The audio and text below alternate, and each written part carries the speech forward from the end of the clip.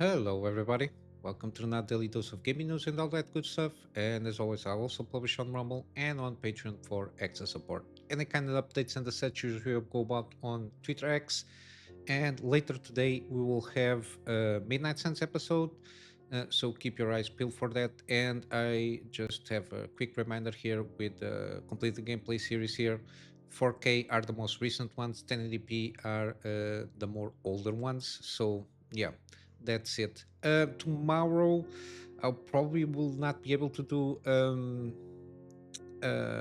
gaming news program. I'm not sure yet. I have some early day stuff to do outside the house, so I'm not sure if I'm going to be able. But I will try either way. But if you don't see it tomorrow, any gaming program news, don't worry. Everything is okay. It's just I have a busy day tomorrow morning. Let's see how it goes. So news. We got some news here regarding Don't Not developer regarding Banishers, the Ghosts of New Eden, and Jusant. They basically underperformed according to their own projections. Jusant seems to be a pretty good game. I highlighted this game when it's on sale, but Banishers, Ghost of New Eden. I think the main thing with this one is I think it's a little bit janky on the gameplay stuff there. Even though the story seems okayish, the setup of the game seems to be interesting. The reviews I think were positive at least, but yeah, it didn't sell that well. Again, I think again overcrowded market of DIY and all that entails, people took a step back here, um, because I'm not sure in terms of if it was the best way to go about these two characters here in terms of the setting they were trying to portray. But yeah, other than that, it seems that the game was good enough to make sales, but again, they underperformed both of these games for the first half of this year. And from the, I think this is from the CEO here, we are obviously disappointed by our recent performance in an extremely competitive and selective market. Despite an excellent critical reception, Jusant and Banishers unfortunately did not achieve the commercial results we had hoped for, resulting in deterioration in our 2024 half-year results and leading us to consider all possible options regarding our roadmap. And with that, they basically had to partially write down their assets for 24 million euros and temporarily suspend two projects in the design phase in Paris. And then the P12 and P13, again, Project 12 and 13, for another 7.6 million euros write down. They supposedly will focus on completing Lost Records, Bloom, and Rage, which supposedly is the spiritual sector of Life is Strange. And they will support also two external publishing projects due to launch next year. But yeah, underperforming.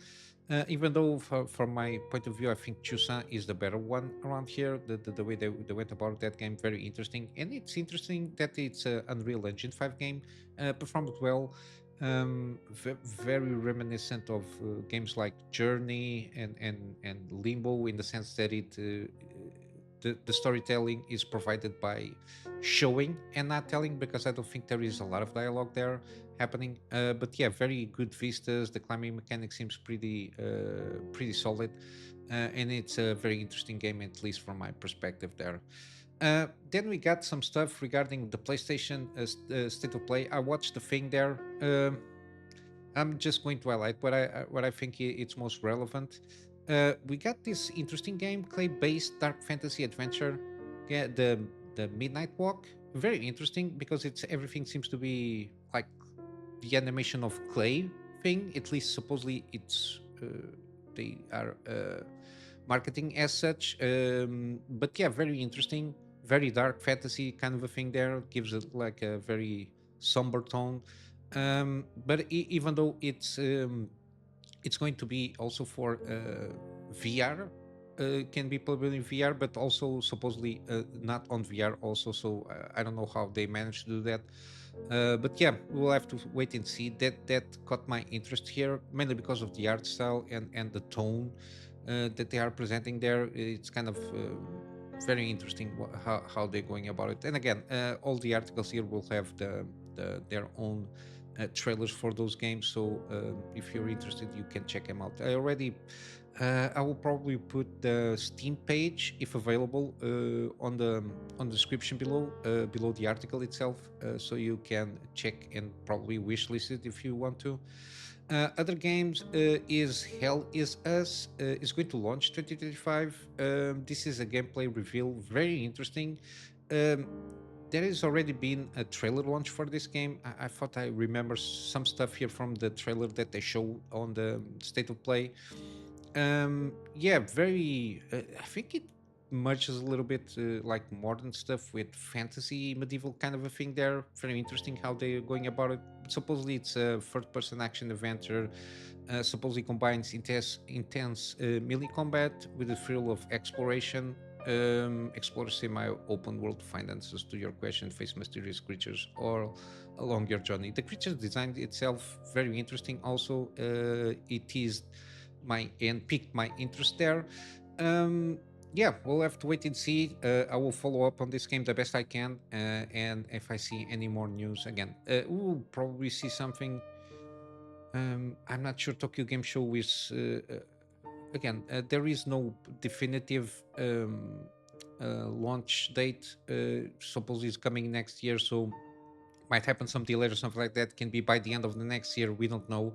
Um, but yeah, by the state of the trailer, it seems more like the second half of the year than early next year. So take it with a grain of salt if it's going to launch early next year. But yeah, it piqued my interest. Also, again, any kind of dark souls like or souls like kind of a game, it's always piques my interest because if it managed to achieve the at least the combat properly, I think it might be a good option as an alternative, let's say. Got also Monster Hunter Wilds. um, uh, oh, here is not the thing here, the trailer. But yeah, they launched a trailer, teased a little bit more the story there with the boy, the mysterious boy, and this monster seems to be have a correlation here. Supposedly, from the trailer, the village where the boy lived was destroyed by this monster. So I think it's the at least the beginning of the game story. It's kind of a hook there. So they found, from what I understand, they probably found this boy wandering, and I think can explain what happened. And I don't know, the guild, I think it's called in the lore, wanted. I think this is also the monster here. They are investigating that. Again, I'm not very savvy on the lore of Monster Hunter world there, so take it with a grain of salt, the certainty of everything. But yeah, it seems to be a hook on the story here, trying to advance the investigation here. It seems so. Again, and we got also some PC specs here. Again, I'm going directly for recommended. Between a 1200 1200 400, sorry, 12400K and 3600X in terms of CPU seems okay-ish. And also for GPUs, a 4060 non-TI version, the 8 GB version, and RX 6700 XT. Again, it seems very low, but this is, again, as a note here, they will require an SSD, and the game at these recommended specs is expected to run around 1080p 60 frames per second with frame generation enabled under medium graphic settings. Again, it corresponds the fact that they are throwing out this spec sheet for the or PC requirements on this kind of hardware. I will assume 1080p 60 frames per second without any kind of shenanigans of frame generation and upscaler. I think probably 4060 Ti might be enough there. I think it will be enough, and for the I will think 7700 XT will be good enough also to play this 1080p 60 frames. I think the graphics might be a little bit demanding, even though the RE engine supposedly is kind of lightweight on the hardware. but it's mainly on the Resident Evil remakes. We have a showcase of being lightweight in that sense because it's very linear. I think on the more open world games that uses this kind of engine. We got the case, the most preeminent case, which is Dragon Dogma 2. It seems to push a little bit more, but again, I think it has to do with the specifics of the game itself and the routines and the how it leverages the engine in the open world has to do more than anything else. And I'm expecting from the the videos that I've been seeing from Monster Hunter Wilds, we might get probably around a most approximate case of Dragon's Dogma 2 kind of demanding on terms of PC resources. Mainly because there is a lot of monsters around there. I don't know about the AI routines of the monsters there, the environments there. There is a lot of stuff in that semi open world in Monster Hunter Wilds because I think it's still like very big areas and not a fully blown open world. I'm expecting something more in line with Dragon's Dogma 2. But yeah, this is with frame generation enable. Again, 4060 already can deal with upscaling the DLSS, but I don't think 2070 Super can handle, supposedly cannot handle DLSS free technology. I think the older ones they can be activated, but frame generation again FSR free can handle that through the for their own injection of that technology is open source and is compatible with older GPUs.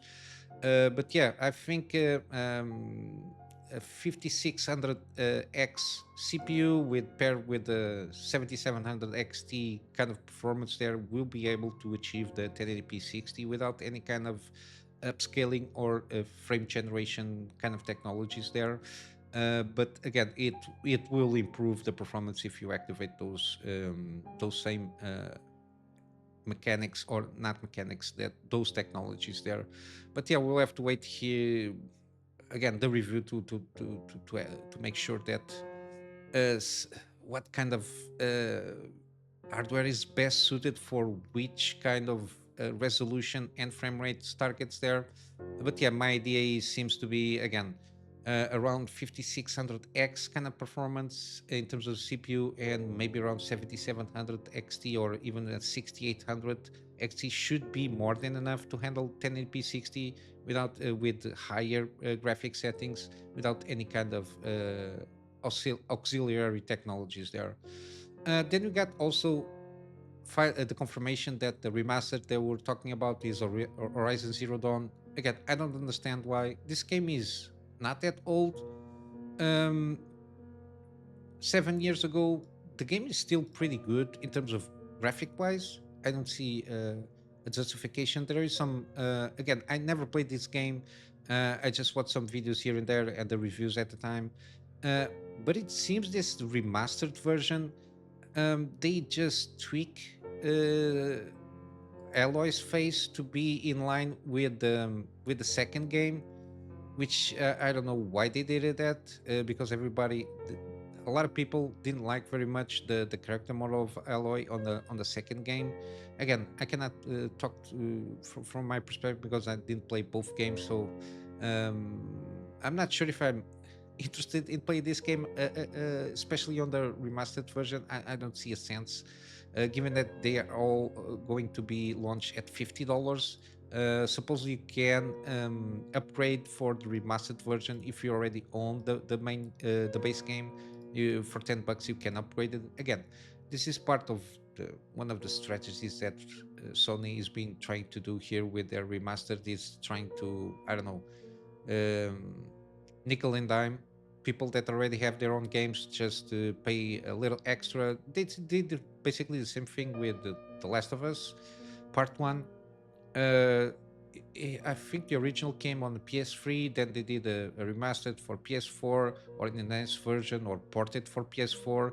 Then they did the same thing for PS5 with the remaster of the remaster, and they just nickel and dime on that sense there. Again, I don't like very much that. I can see justifications for remastered or I don't know, at least 15 or older games or like graphic wise, they didn't manage to achieve what they were aiming for, or the systems that they wanted to implement were not able to be put in place, something like that on those lines. I think 15 or older, I think it's, you can justify it to a certain extent, but again, it's 7 years old. The game looks good. You put it, you crank it up to the maximum.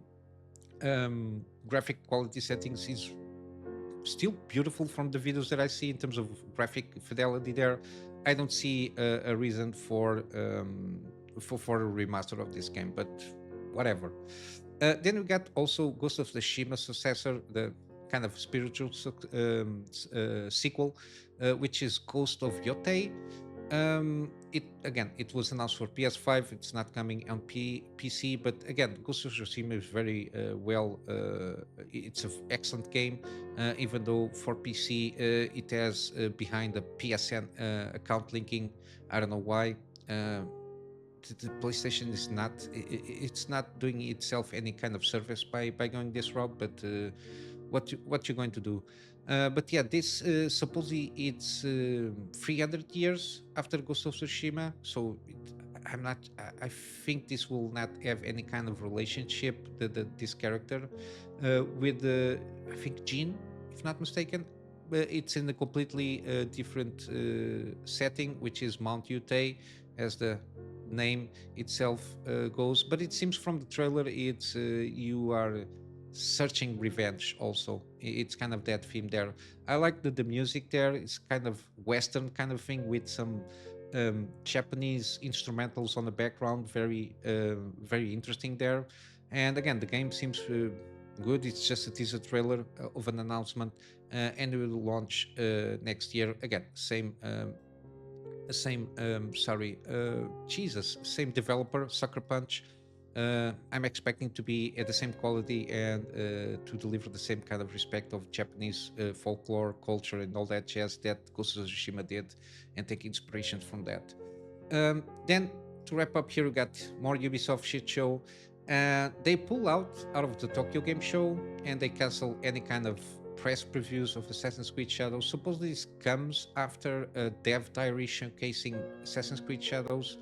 It went live on IGN China website, and since then they announced that they are canceling their appearance at Tokyo Game Show, which was due to take place September 26 to 29. Ubisoft has also canceled press previews of Assassin's Creed Shadows, and yeah, they were reportedly canceled due to I don't know. They did just give reasons, various circumstances. Basically, it's what they say there.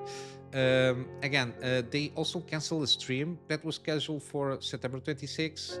Very interesting. And again, still people are expecting to that the game will have a preview event of some sorts, but at the end of this month, it's unsure to whether it will be an event showcasing the game at all this month. Additional, we got the drama here internally because of the some of the shareholders are pushing them to restructure the company. Again, I'm not sure if it is any kind of debacle regarding this, but yeah, they are canceling everything. But I think the one of the reasons is this one. Again, this was all over the place yesterday. Ubisoft trashed after Assassin's Creed Shadow debuts new. This is a collector's edition, so it's I assume a third-party kind of deal for merchandising and such. Again, the main thing is the destroyed Torigate, which is usually not good, and you can see here a little bit more detail on the background.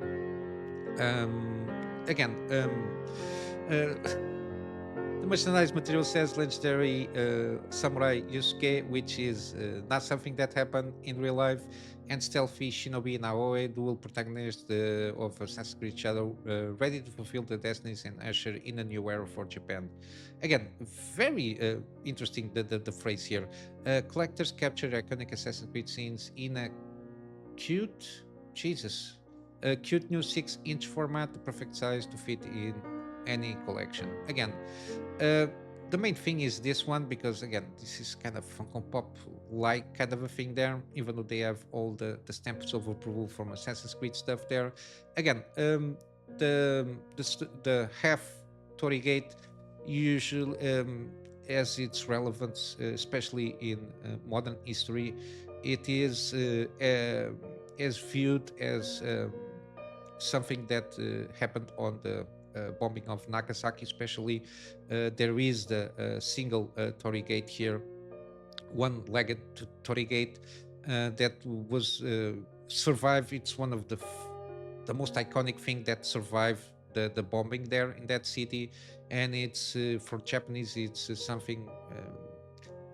I think it's kind of the shame of being atomic bomb. The only country that was atomic that was dropped a nuclear bomb there, and this is a remnant. And the significance of the Torii gates by themselves is usually they are on the entrances on Shinto temples, if not mistaken, and usually they symbolize to invite the gods or deities to pass through, and it's kind of a metaphysical gateway for the deities or gods to pass through and bless the temple or gather around the temple. All that significance there, and yeah, it's again, this is insult to injury of what they are been doing all over. Again, there is a lot of this was first caught supposedly by this Twitter user or ex user, and then this spread like wildfire. Got from Razor Fist commenting about it. A lot of people just replying Faradark, which is a later these few months have become more noticeable here on critiquing a lot of this kind of shit show that is being happening around Ubisoft and other companies. We've got also Madame Savi. She usually appears on Side Scrollers podcast a lot, but yeah, everybody caught up on this, and yeah, it's another one of those things that again, it's it's a shame that since the first game of Assassin's Creed, people were expecting an Assassin's Creed on Japan. It's kind of easy layup there to make an Assassin's game on Japan when you usually have the ninjas and the assassins and all that jazz, all that layup there for you to do one of these games in Japan, and they just go, they just manage to screw up every step of the way. But yeah, again, even though again we can I don't know, give the benefit of the doubt this again, even if unintentional, the one lector is a reminder of devastation caused by the Nagasaki atomic bomb. To use this the use of this design was undesirable and should have been avoided if possible. If that is an argument, I agree. Again, even given the benefit of the doubt, again, this is something that is very recent, at least on the Japanese story. It's Second World War, or after the second, or the closing of the Second World War. Even the Nagasaki and Hiroshima bombing, they were unnecessary, because at the time the what they call the Japanese Empire already had surrendered before the bombing of these two cities, but in all their wisdom, the Americans decided to just close the I don't know, the Second World War with this kind of two atomic bombs. The same thing happened at Dresden, Germany.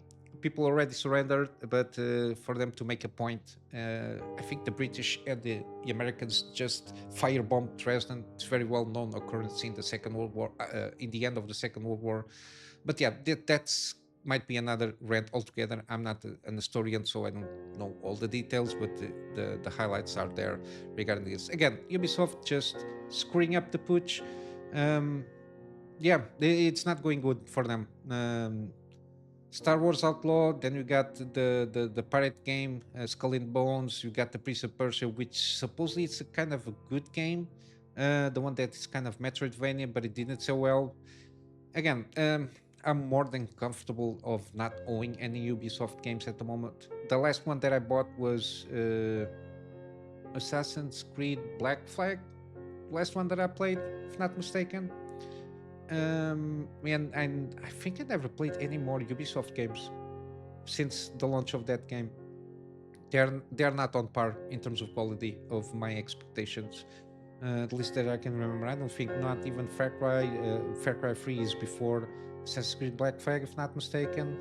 It's a gaming series that I did. Yeah. Um, no Tom Clancy. No, I played the beta for. I did a live stream on the betas for the first division. I managed to have an access of a beta key, but I didn't buy the game. Yeah, yeah. Basically, probably it's the most recent one. It's the beta access for the division. So, yeah, Ubisoft is not doing a great job there. But yeah, let's go for good stuff, which is free and gaming deals. We got still The Last Stand Aftermath. Seems to be a decent game. I didn't not. Sorry, I did not manage to get around and test this game.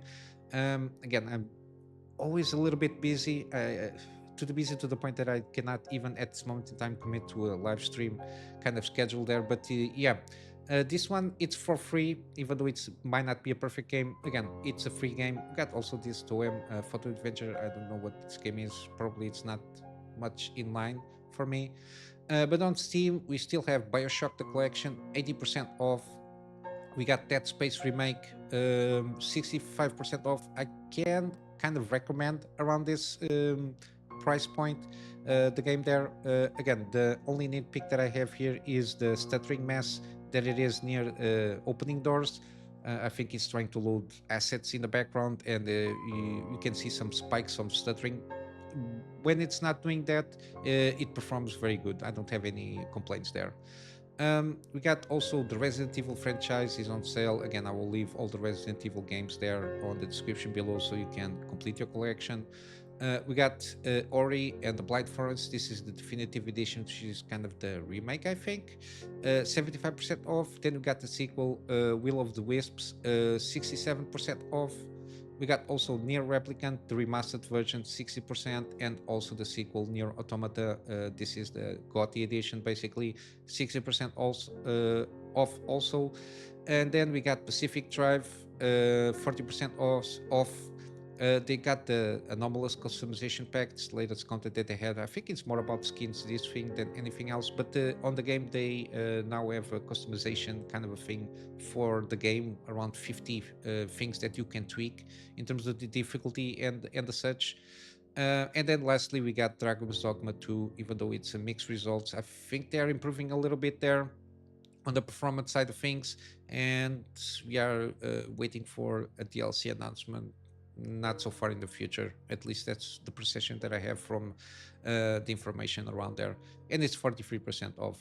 But yeah, basically this is it for today, guys. I will wrap up with a plug on my Patreon as usual for extra support. This extra support is more in line for me to try and get a better storage solution so I can have backups of the stuff that I do for my clients, and of course some extra space for the videos that I do for the channel. And with all that said, hope you have a wonderful day, and I will see you in the next one. So until then, Kunamy Master out.